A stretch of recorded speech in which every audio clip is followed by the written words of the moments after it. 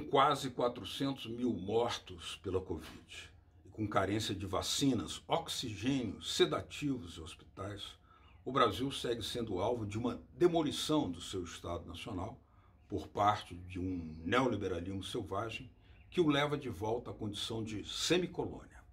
A privatização já destruiu boa parte da Petrobras e agora quer atingir a Empresa Brasil de Comunicação, um dos poucos espaços para a prática de uma comunicação não comercial. Vale lembrar que a quase totalidade dos veículos de mídia, inclusive alguns que são críticos eventuais a Bolsonaro, concordam com o presidente na sua estratégia de alcançar o Estado mínimo. A privatização da Empresa Brasil de Comunicação, defendida por quase toda a mídia, fará com que a sociedade brasileira, quando recuperar plenamente a democracia, não tenha acesso objetivo a informações livres do crivo da ditadura do mercado e da pedagogia colonial imposta pelos Estados Unidos. A privatização e a demolição do Estado brasileiro marcham paralelamente à macabra multiplicação de novas covas. Latitude Brasil está começando. Alô, amigos e amigas do programa Latitude Brasil por Telesur. É uma satisfação, uma alegria muito grande estarmos novamente em contato hoje para debater um tema muito crucial no Brasil, porque sabemos que a mídia no Brasil foi parte do golpe, tem sido parte determinante no processo de demolição das empresas estatais, na privatização que ela apoia editorialmente. E agora chegou a vez do neoliberalismo do governo Bolsonaro querer privatizar até mesmo a empresa pública de comunicação, a EBC, Empresa Brasil de Comunicação, que foi criada no governo Lula e que aproveitava aquilo que vinha da Radiobras, que eram os veículos de TV, de rádio, criados lá atrás no governo do presidente Geisel. Essa privatização é mais um dano, mais um golpe muito grande a uma sociedade que carece de meios com credibilidade para se informar, com objetividade, de uma informação objetiva acerca dos grandes dilemas que estamos passando, entre eles o mais importante agora, o desastre da pandemia, que já nos levou mais de 380 mil brasileiros até o momento. É dura a coisa. Para falar sobre esse tema, nosso convidado especial hoje é o professor Lalo Leal. O professor Lalo Leal é jornalista, professor da Universidade de São Paulo, da Escola de Comunicação e Artes, e é também conselheiro da Associação Brasileira de Imprensa, além de ter sido o ouvidor-geral da Empresa Brasil de Comunicação. Muito boa noite, Lalo Leal. Prazer recebê-lo aqui. Boa noite, Beto. O prazer é meu em falar com você e com os telespectadores da Telesur, esta emissora que eu tanto admiro e que presta um serviço informativo imprescindível para a democracia na América Latina. Lalo, a privatização que está agora ameaçando a EBC, Empresa Brasil de Comunicação, que consta lá a TV Brasil, a Rádio Nacional da Amazônia, a Rádio Nacional do Brasil. Isso é um golpe muito grande à cidadania brasileira, mas nós precisamos estimar, valorizar o que é que significa para dimensionar o dano que isso pode causar à democracia. Qual é a sua opinião? Olha, Beto, essa destruição da Empresa Brasil de Comunicação, da TV Brasil e das emissoras de rádio controladas pela EBC, as emissoras públicas controladas pela EBC, fazem parte do grande desmonte do Estado Nacional brasileiro, construído a duras penas, esse Estado Nacional. Né? No caso da comunicação, custou mais ou menos 80 anos entre o advento do rádio no mundo e a chegada da comunicação pública em caráter nacional. O advento do rádio no Brasil foi em 1923, com a Rádio Sociedade do Rio de Janeiro. Só em 2007 é que nós conseguimos ter uma empresa pública de comunicação nacional, enquanto vários outros países do mundo já tinham as suas emissoras públicas. Portanto, isso levou um tempo tão grande e foi uma luta política também muito difícil, porque os meios de comunicação pública, ao se apresentarem no Brasil, eles sofrem um ataque furioso dos meios comerciais. Os meios comerciais se instalaram no Brasil, ocuparam praticamente todo o espectro eletromagnético e não permitem, impedem de todas as formas a entrada de um meio que não faça parte desse grupo hegemônico de famílias que controlam a comunicação comercial no Brasil. Então, foi um processo duro, difícil, mas que começou em 2007, só que acabou muito rapidamente. Se levou tantas décadas para começar, em 2 anos de Bolsonaro, 1 ano de Temer, acabaram com o caráter público da Empresa Brasil de Comunicação, da EBC, e transformaram, o que é pior, transformaram essas emissoras da televisão, principalmente, em agências governamentais, em agências de publicidade, e é mais do que governamental. Em determinados momentos, parecem ser agências publicitárias das Forças Armadas brasileiras. Eu tenho notado isso, viu, Beto? O número de programas que são colocados no ar, muitos deles produzidos pelas próprias forças, ou então de elogio para a atuação das Forças Armadas. O vice-presidente da República, por exemplo, o general Mourão, que é um elemento de extrema-direita, né, no Brasil, ele tem um programa semanal de rádio que fala para a Amazônia, pela Rádio Nacional da Amazônia. Então, nós temos hoje um processo de tentativa de privatização, muitos falam até de extinção, mas se nós conseguirmos resistir a esses processos, nós temos que pensar também na recuperação do caráter público, democrático, republicano da empresa, que foi construída não para ser um porta-voz de um governo de extrema-direita, como é o caso do governo Bolsonaro, mas para prestar um serviço público à população brasileira, que é a função, né, de uma emissora pública, para ser o contraponto ou a alternativa às emissoras comerciais que hoje monopolizam a informação no Brasil e, respondendo claramente a sua pergunta, e tolhem o avanço do processo democrático. Ou, ao contrário, fazem que o processo democrático, também que avançou a duras penas, comece a retroceder. E hoje nós temos tinturas autoritárias, né, marcando a situação política aqui no Brasil. Então, é fundamental defender a EBC, mas lembrar que nós temos que retornar ao seu papel de comunicação que atenda os interesses da população e não seja mera propaganda governamental.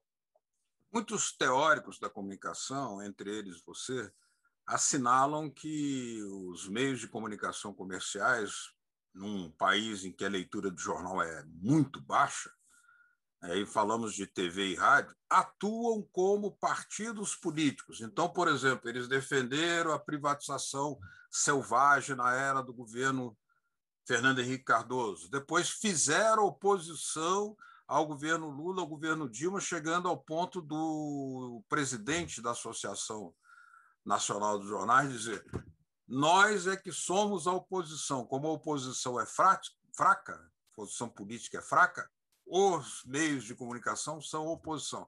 E depois participando do golpe contra Dilma Rousseff e agora na demolição. São partidos políticos neoliberais?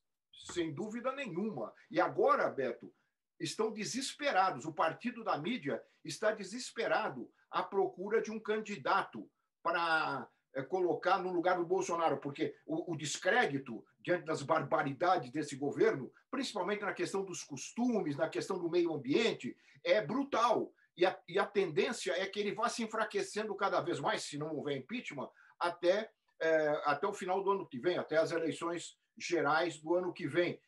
Então, esse partido da mídia já não tem como já não queria da outra vez, mas não teve alternativa, apoiar o Bolsonaro. Está desesperado à procura de um candidato que possa enfrentar o ex-presidente Lula, que agora recuperou seus direitos de se tornar candidato e é o franco favorito nas eleições do ano que vem, como era em 2018, mas foi impedido por um golpe judiciário, né, promovido, inclusive, por forças externas ao Brasil, com agentes internos que impediram a candidatura do ex-presidente Lula. E essa mídia não acha esse candidato. Ela não consegue achar esse candidato e está desesperada. Ela critica o Bolsonaro nessa questão dos costumes, meio ambiente, etc., mas não mexe uma palha, dizemos aqui no Brasil, não faz não tem nenhuma sinalização da crítica ao modelo econômico que eles tentam implantar aqui desde que assumiram o poder, liderados pelo ministro Paulo Guedes, que é o extremo do neoliberalismo, né? A destruição total do Estado e entregar praticamente todas as funções que eram do Estado, né? que são do Estado, para o mercado, para a iniciativa privada. É curioso que hoje, exatamente hoje, está fazendo um ano que houve uma reunião do Ministério, que foi veiculada depois, graças a uma decisão do Supremo Tribunal Federal, onde os ministros, vários deles, falaram barbaridades. E a mídia, esse partido da mídia, ele criticou bastante as falas de vários ministros, até do meio ambiente, da educação, que xingou os ministros do Supremo, os juízes do Supremo Tribunal Federal. Não falou observem, não falou nada, nenhuma linha sobre as barbaridades que falou ali também o ministro da Economia, Paulo Guedes, dizendo, por exemplo, que tinha que largar mão, não ligar mais para as pequenas e médias empresas e investir tudo no grande empresariado, por exemplo. Mas não houve nenhuma menção, porque eles continuam apoiando esse modelo. E olha, Beto, eu temo que se eles não conseguirem outra vez, como em 2018, não encontrar o seu candidato, no momento final, se a decisão for entre Lula e Bolsonaro, eles apoiarão o Bolsonaro.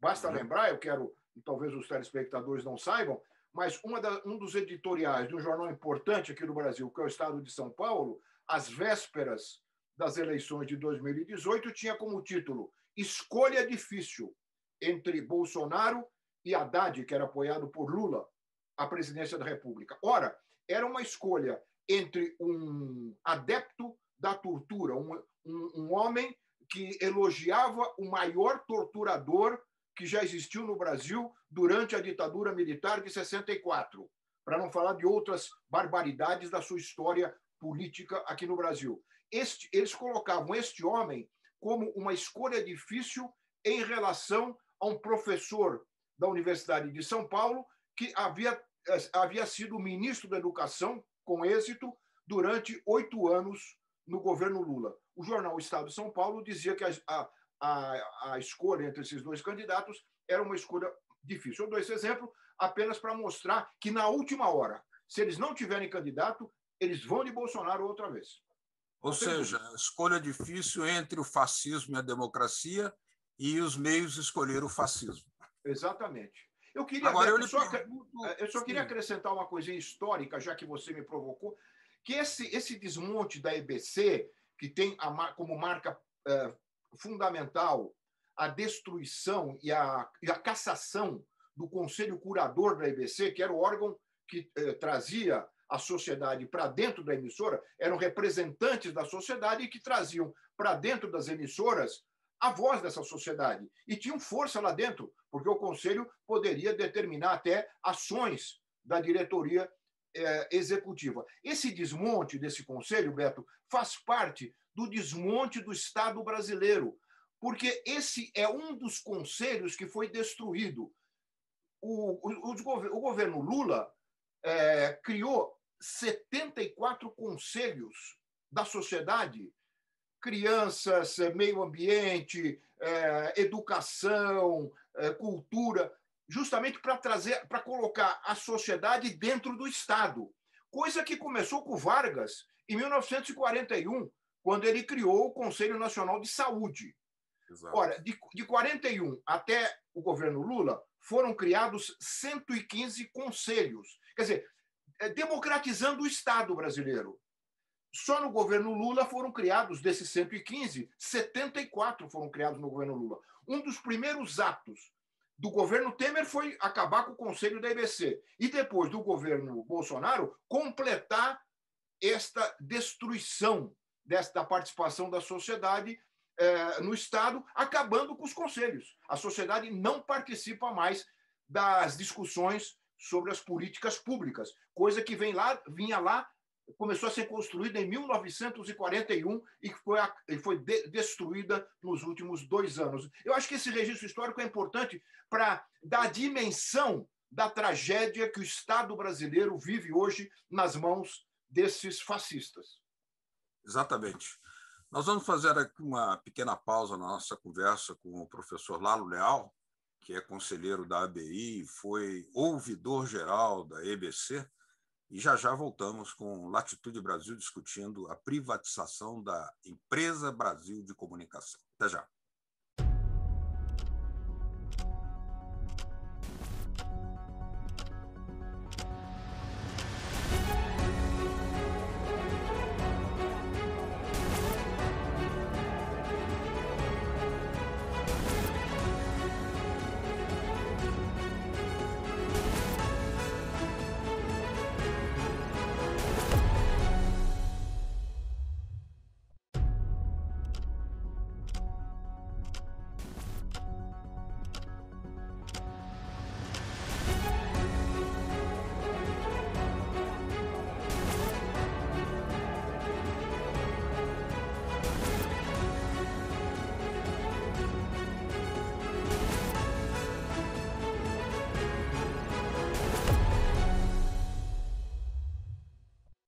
Latitude Brasil está de volta hoje discutindo a privatização da Empresa Brasil de Comunicação dentro do rol terrível do governo Bolsonaro, que quer destruir, demolir o Estado brasileiro para chegar ao Estado mínimo, selvageria total. Nosso convidado hoje é o professor Lalo Leal, professor da Universidade de São Paulo, de jornalismo. Ele é jornalista, ele é também conselheiro da Associação Brasileira de Imprensa e, ademais, foi o ouvidor-geral da Empresa Brasil de Comunicação. Professor, naquele momento em que a EBC estava se consolidando aos trancos e barrancos, às duras penas, havia uma boa expectativa da sociedade democrática brasileira, mas no sentido de que ela fosse um pouco mais ousada, que mudasse também o jornalismo, que fizesse uma linha editorial,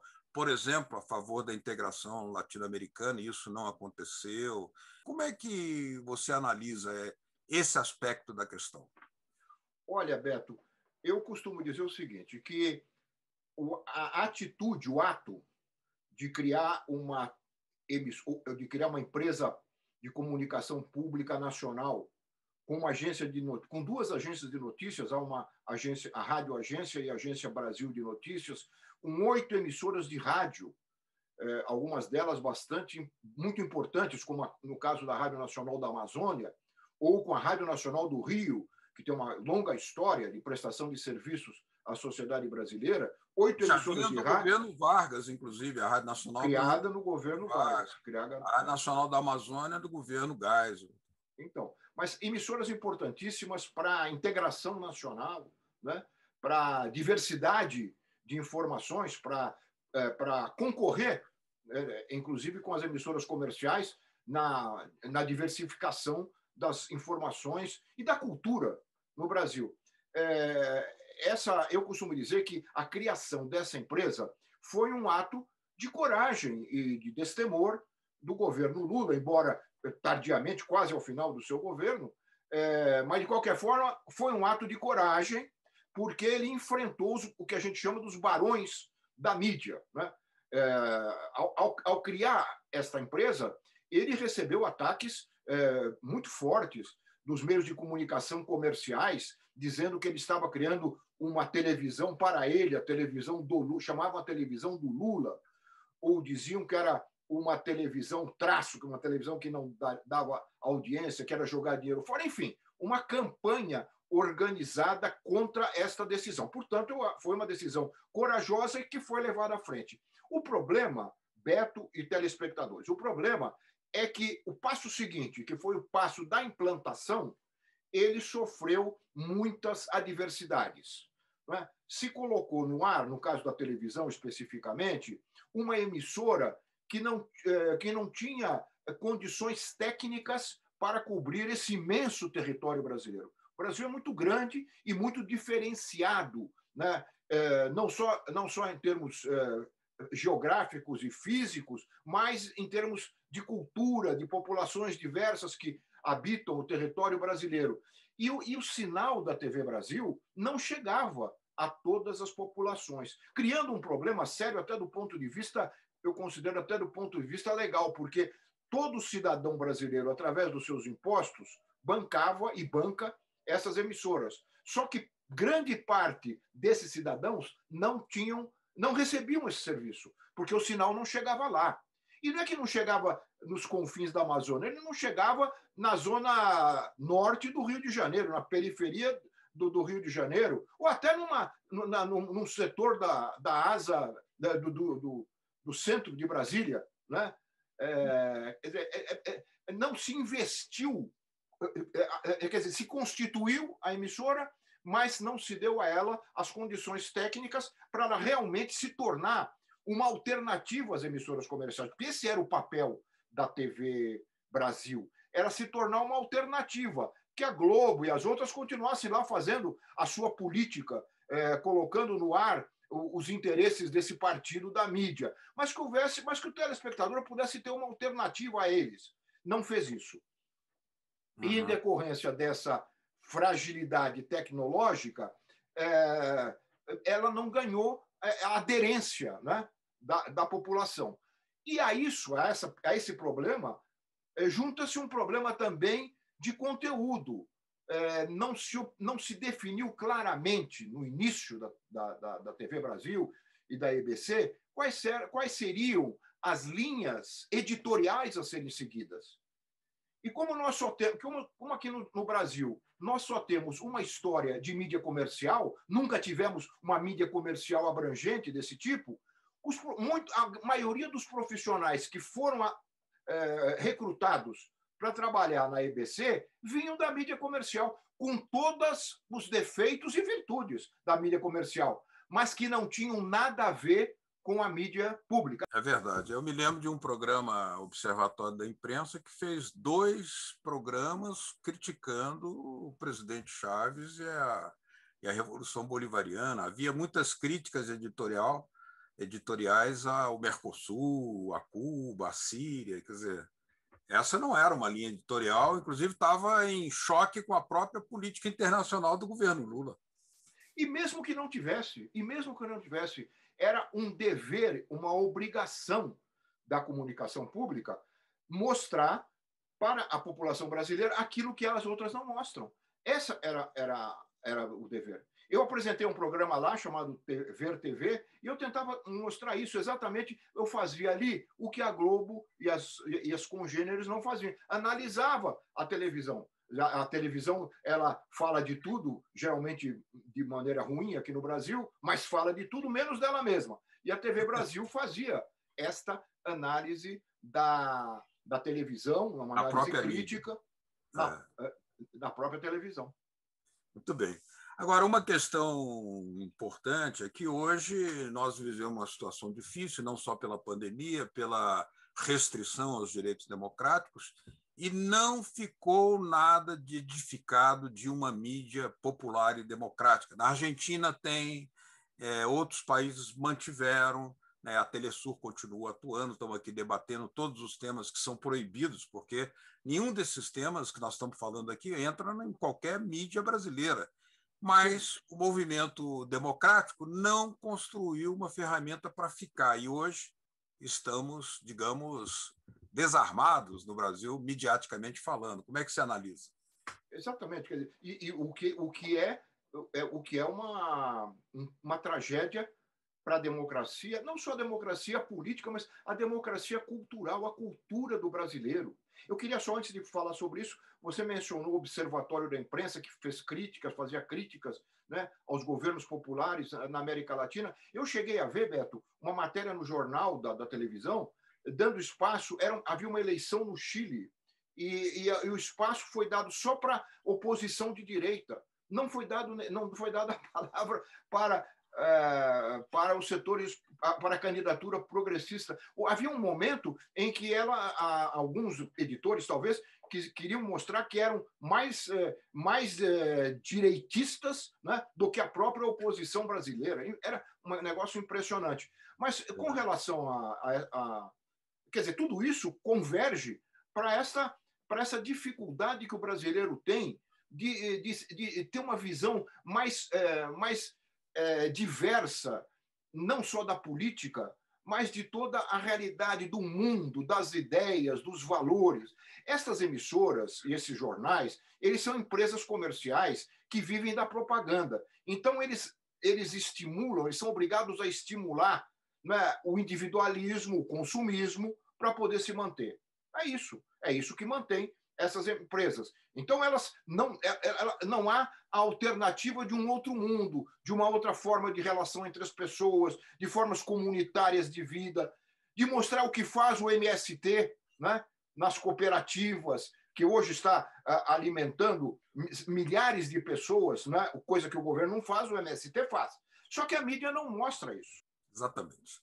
Professor Lalo Leal, professor da USP, conselheiro da ABI e ex-ouvidor-geral da EBC, muito obrigado pela sua presença aqui em Latitude Brasil. Estaremos sempre de portas abertas.